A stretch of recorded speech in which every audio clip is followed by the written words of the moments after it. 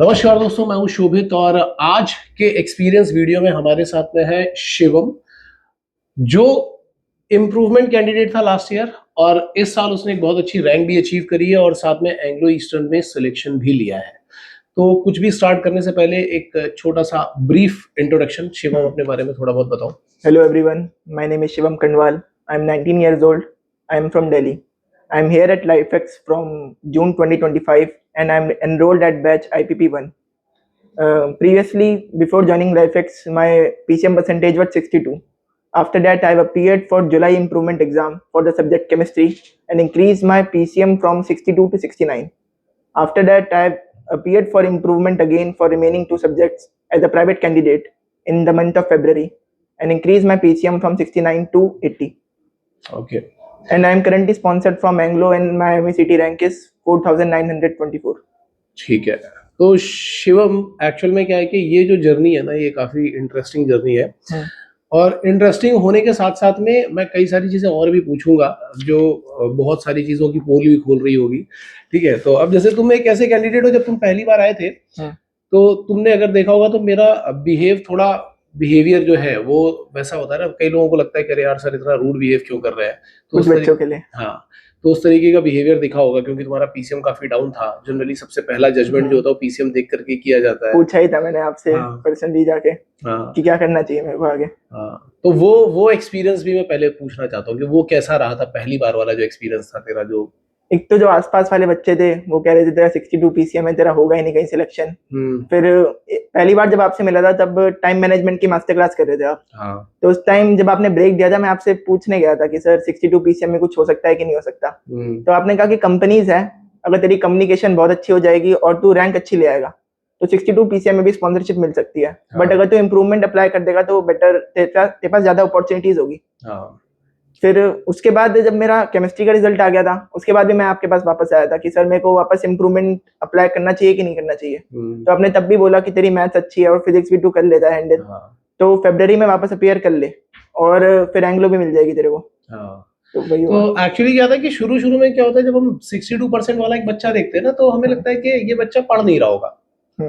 Generally पहला impression वही आता है कि बच्चा पढ़ नहीं रहा होगा, लेकिन जब मैंने तुझे पढ़ते हुए देखा था तो मुझे समझ में आ गया था कि हाँ पढ़ने में ठीक है, स्पोर्ट्स में उतना अच्छा नहीं है लेकिन पढ़ने में तो ठीक है। क्योंकि स्पोर्ट्स का अपना एक अलग एक्सपीरियंस रहा था जिसमें तू दौड़ नहीं पा रहा था कि क्रिकेट के टाइम पे। वो तो प्रेशर इतना था कि मेरे को लगा सारे बच्चे मेरे को ही आके बोलेंगे अगर मैं 1 रन से हरा दिया कोल्ड कॉफी फिर सबको ही पैसे देने पड़ेंगे। हाँ, कोल्ड कॉफी वाला इसलिए तो खैर एनीवे, तो मुझे ये लग रहा था कि पढ़ने में तो ठीक है और ये अच्छे मार्क्स लेकर के आ सकता है। 69 आ गया अगर एक सब्जेक्ट में तो आगे अपने आप ग्रो कर जाएगा। तो वो जो तेरी जर्नी थी, क्योंकि तूने 1 साल की जर्नी में तूने हर तरीके के स्टूडेंट देखे अपने साथ में। ठीक है, तूने वो वाले बच्चे भी देखे थे जो एक्चुअल में वो शायद तुझे एंड में मिले, जो पढ़ने के लिए ही आए थे, जैसे हितेन था। हितेन को तो मतलब जैसे आपने ओरिएंटेशन पे बोला था कि अपना एक अकाउंटेबिलिटी पार्टनर बनाओ जिसमें जो उसका वीक है वो तुम्हारा स्ट्रांग हो और तुम्हारा स्ट्रांग है वो उसका वीक हो। तो मैंने हितेन को अकाउंटेबिलिटी पार्टनर बनाया था। मेरी स्पोकन खराब थी तो उसने काफी हेल्प करी है मेरी इंप्रूव करने में। तो हितेन उन कैंडिडेट्स में था जो जिसको मुझे कभी कहना ही नहीं पड़ा कि तुझे क्या करना चाहिए क्या नहीं करना चाहिए, वो तुरंत सुन करके पिक कर लेता था। तेरे साथ में भी एक्चुअल में सिचुएशन तो सेम ही थी। मुझे कभी भी पूरे साल में शायद ये कहना ही नहीं पड़ा कि तुझे क्या करना चाहिए क्या नहीं करना चाहिए, क्योंकि तू अपने आप ही पूछ लिया करता था। लेकिन तूने स्टूडेंट ऐसे भी देखे थे जो कितने भी समझाने के बाद उल्टी ही डायरेक्शन में भागते थे। काफी सारे थे। तो वो डील कैसे किया तूने, क्योंकि ये डील कर पाना बड़ा मुश्किल होता है कि तेरा पीसीएम डाउन है और कोई तुझे आकर के ये बोल रहा है कि तेरे से नहीं हो पाएगा। मैं टेस्ट के मार्क्स देख लेता था दोनों के, उसके और अपने, तो पता लग जाता, कॉन्फिडेंस अपने आप आ जाता था कि अच्छा टेस्ट में तू अच्छा परफॉर्म कर रहा है और वो नहीं कर रहा है। ठीक है, ये भी था। और बाकी बोलते रहते हैं काफी सारे। अभी देख लो रिजल्ट क्या है। फाइनली अपने आप रिजल्ट पता लग जाता है कि क्या होने वाला है क्या नहीं होने वाला है। हाँ वो बात है, मैं वही पूछना चाहता हूँ कि जब आप अप एंड डाउन वाले फेज में होता है ना कि कभी टेस्ट अच्छा हो रहा है कभी खराब हो रहा है, कभी अच्छा हो रहा है कभी खराब हो रहा है, और फिर तुम्हें वो भी मिल रही है साथ में, और कई बार ऐसा होता है कि हमें लगता है कि पता नहीं यार मेरा फाइनली हो पाएगा कि नहीं हो पाएगा। वो होता है, काफी होता है वो। तो वो चीजों से कैसे हैंडल किया? वो चीजों से बस टेस्ट के अटेम्प्ट करें, मतलब जैसे कॉन्फिडेंस अपने आप बन जाता है जितना ज्यादा तुम मॉक टेस्ट देते हो, जितना ज्यादा पढ़ाई करते हो, बट बीच में ओवर थिंकिंग वगैरह तो होती है। बाकी आपने भी काफी सेशंस लिए थे इस पे, जैसे सी प्रोग्राम दिया था उसने भी काफी हेल्प करी है। हाँ उसमें आपने एक फॉर्मूला बताया था 3A फॉर्मूला करके, हाँ वो सही में प्रैक्टिस करा है मैंने, बहुत बार वर्क भी करा है वो। हाँ, नहीं 3A फॉर्मूला डेफिनेटली वर्क करता है वो, क्योंकि वो बहुत रिसर्च के बाद बनाया हुआ फॉर्मूला है वो, ऐसा नहीं कि मैंने बना दिया है। वही मेरे पहले पता नहीं कितने साइकोलॉजिस्ट हैं जिन्होंने उसके ऊपर काम किया है, एनएलपी के कितने बड़े बड़े लोग हैं एनएलपी पे काम करने वाले, उन लोगों ने बनाया वो फॉर्मूला। मैंने भी कहीं से सीखा, मुझे लगा तुम्हारे काम आएगा, मैंने तुम्हारी क्लास में बता वो दिया। बुकलेट अभी तक है मेरे पास हाँ, रखी हुई है, और वो वर्क करती है एक्चुअली, करते हैं काफी है उसमें।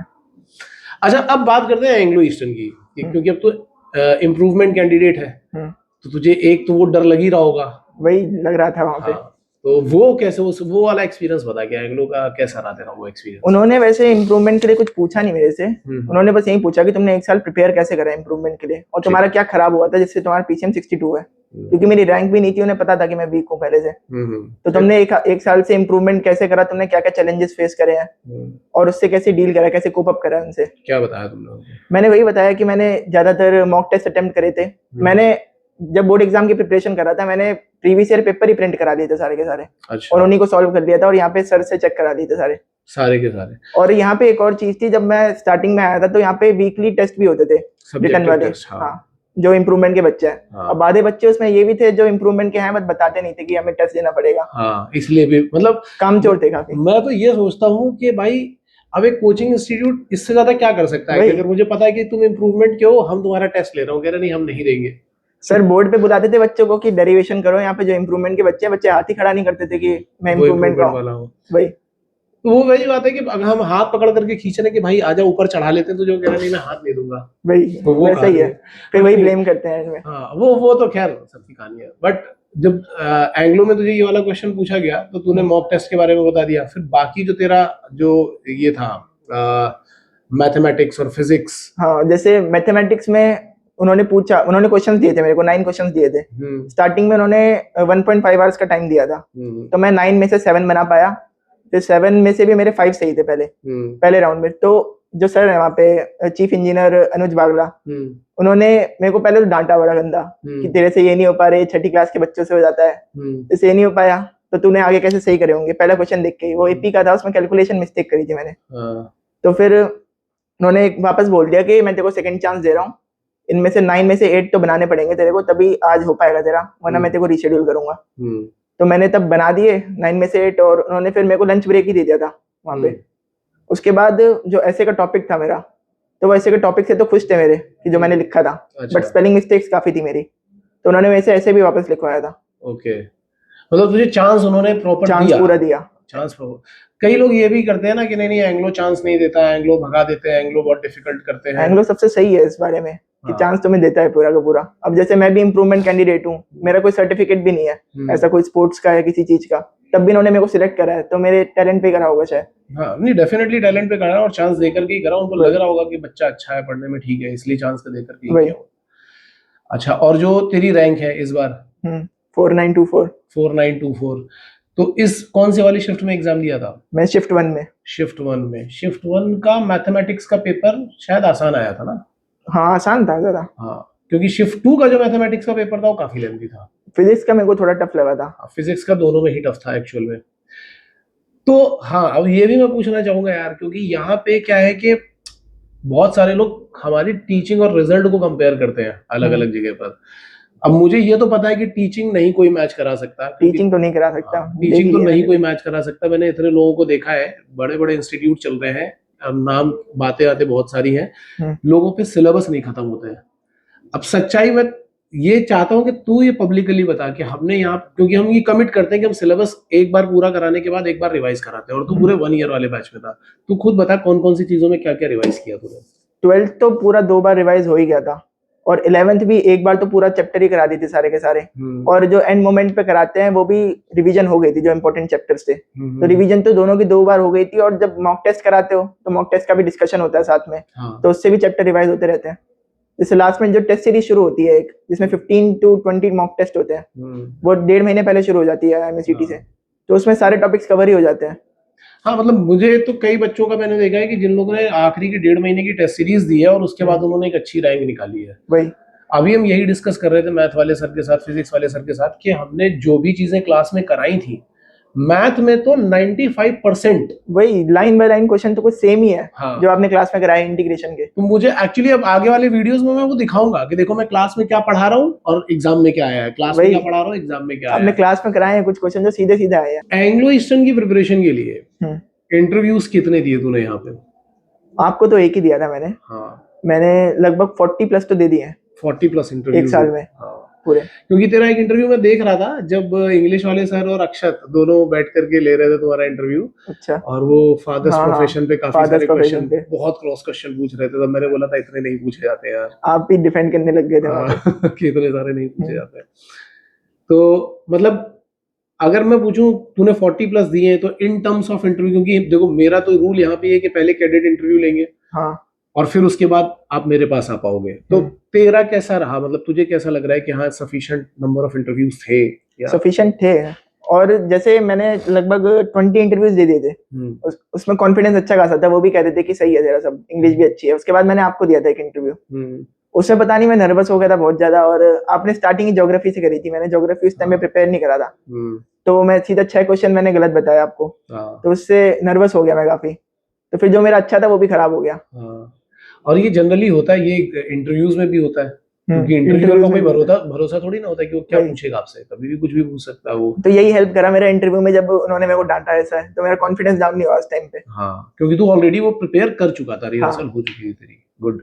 और ऐसे का भी एक और चीज हेल्प करी, जैसे आप जब स्टार्टिंग में आया था यहाँ पे तो आप मूवीज दिखाते थे और मूवीज की समरी लिखवाते थे आप। हाँ। तो समरीज भी काफी हेल्प करा है कि हम अपने थॉट्स को पेपर पे कैसे लिख पाते हैं। एग्जैक्टली।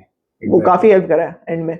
और वो वहाँ पे ऐसे में भी हेल्प किया, ऐसे में ही हेल्प करा है भाई। क्योंकि देखो मेन बात पता है क्या है, ये मैं सब बच्चों को कराता था, बट ईमानदारी से बहुत कम करते थे। ईमानदारी से बहुत कम करते थे। तो कई बार जब बात रिजल्ट की होती है ना कि सर आपका रिजल्ट कितना है, रिजल्ट में मुझे लगता है इंस्टीट्यूट का रोल जो होता है वो 20% होता है, 80% स्टूडेंट की मेहनत होती है कि मैं पिक्चर दिखा रहा हूँ, मैं बोल रहा हूँ समरी लिखनी है, और तू समरी लिख रहा है तो तुझे उसका रिजल्ट मिल रहा है, जो नहीं लिख रहा उसको कुछ भी नहीं मिल रहा। मेरे में गलतियां निकलती भी थी, बहुत सारी निकलती थी यार, बच्चों के शुरू में निकलती है भाई तभी।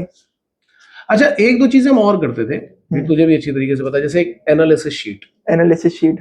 ये तो तूने देखा होगा कि लास्ट तक मैं बच्चों को डांट के मारेगा कि भाई क्यों नहीं भर रहे हो एनालिसिस शीट, लेकिन तुम्हें उससे कुछ फायदा मिला या नहीं मिला? बहुत मिला है सर। जैसे मैं तो क्या करता था, मैं MS वर्ड पे स्क्रीनशॉट लेके रखता था जो मेरे क्वेश्चंस गलत होते थे, और एनालिसिस शीट में भी भरता था कि मेरा ये टॉपिक वीक है, इससे पता चल जाता है। जैसे कोई मॉक टेस्ट अटेम्प्ट करा है, मेरे को पता है मेरा इंटीग्रेशन वीक है, उसमें मैंने ज्यादा अटेम्प्ट करे हैं बट गलत हो गए, तो इससे ये समझ आता है कि मेरी एक्यूरेसी खराब है, तो मेरे को रिवीजन करने की जरूरत है इंटीग्रेशन की। तो एनालिसिस शीट भरते टाइम ही पता चलता है ज्यादा, जब तुम अपने हाथ से लिखते हो। हाँ, टॉपिक सब टॉपिक, और फिर उसको तुम फार्मूला शीट में, वही फार्मूला बुक में अपडेट करता हूँ क्वेश्चंस। एक और इम्पोर्टेंट चीज है जो हर एक सी फेरर में होनी चाहिए, वो है टाइम मैनेजमेंट, जो जिसका पहला लेक्चर तूने अटेंड किया था, मास्टर क्लास जो हुई थी उसमें। तो प्लानर जो है, प्लानर ने कितनी हेल्प करी? प्लानर ना मेरे को भी समझने में 1.5 महीने लगे थे लगभग। जैसे स्टार्टिंग में जब मैं आया था तब मैं भर देता था कि मेरे को 50 क्वेश्चन करने 1.5 घंटे में, बट वो होते ही नहीं थे असल में। तो मेरे को अपनी स्पीड और एक्यूरेसी का 1.5 महीने लग गए समझने में कि प्लानर बनने में कितना टाइम लगता है। और एक चीज और करता था मैं, जैसे प्लानर में एक चीज लिखी होती थी कि वीकली तुम डिवाइड कर सकते हो अपने टॉपिक्स को। तो पहले मैं वीकली वाला बनाता था संडे को, फिर उसके हिसाब से मैं डे वाइज टॉपिक बांटता था। जैसे मेरे को एक चैप्टर पढ़ना है तो मैंने पहले 3 दिन थ्योरी कवर करी, 2 दिन न्यूमेरिकल्स लगाए और एक दिन फॉर्मूला बुक पे दे दिया, तो ऐसे कंप्लीट होता था चैप्टर। हाँ, तो मतलब बेसिकली देखो प्लानिंग में मैंने जब मैं उसकी मास्टर क्लास भी लेता हूँ तो मैं सबसे पहले यही बताता हूँ कि बहुत लोग प्लानर को ऐसा सोचते हैं कि हमें डायरी भरनी है, जो बचपन में कराया जाता था, और फिर उनको लगता है कि अरे इसके अकॉर्डिंग तो हो नहीं रहा तो फेंक दो साइड में, जबकि प्लानिंग एक्चुअल में अलग तरीके से की जाती है। प्लानिंग डायरी भरने जैसा नहीं है, डेली एक चीज नहीं लिखनी है उसमें, उसको सोच समझ करके करना है, और नहीं आ रहा है तो आपको मेरे साथ में आकर के पूछना है कि कैसे फिलअप करना है इसको, कैसे ये काम करेगा। तो वो जो भी लोग वो कर रहे होते हैं, मुझे लग रहा है कि math, physics, chemistry, aptitude, English पढ़ने से कहीं ज्यादा अच्छा है पहले प्लान करो। हाँ, कि मुझे क्या पढ़ना है और कैसे पढ़ना है, कितना पढ़ना है। इवन एक बार आपने जब मैथ्स पढ़ा रहे थे आप, तो आपने बताया था कि गूगल शीट कैसे बनाते हैं। हाँ, तो मैंने उस टाइम पे बोर्ड की प्रिपरेशन कर रहा था मैं, तो मैंने अपनी गूगल शीट बनाई थी, इसमें मैंने कुछ पैरामीटर सेट करे थे। जैसे कि किसी चैप्टर की तुम्हारी थ्योरी कवर है कि नहीं है, नोट्स बना रखे हैं कि नहीं है, तो मैंने उसके असाइनमेंट्स करे हैं कि नहीं, कोचिंग के करे हैं कि नहीं, PYQ और NCERT। तो मेरे को पता लग गया था कि मेरा कितना सिलेबस पूरा है। पहले मेरे को लग रहा था कि मेरा सिलेबस पूरा है काफी सारा, बट उसके बाद पता लगा तो रियलिटी चेक होती है, रियलिटी चेक होती है, तो गूगल शीट बनाओ अपनी, वो काफी हेल्प करती है।